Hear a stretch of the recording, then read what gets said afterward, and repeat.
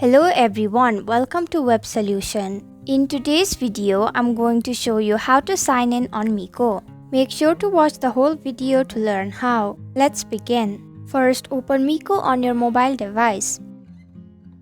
Now you have two options whether to log in with your Facebook account or Google. In this video, I will be showing you how to log in with your Google account. Tap on Login with Google.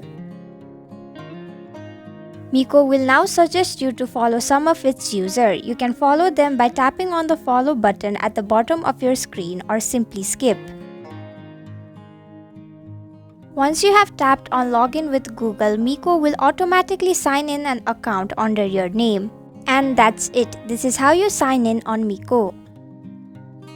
I hope you found this video helpful. If you did, then please click the thumbs up button. If you have any questions or thoughts, type them in the comments below and don't forget to subscribe to our channel for more updates. Click the bell icon too so you'll know when we post a new video. We'll be back with another video soon. Thanks for watching.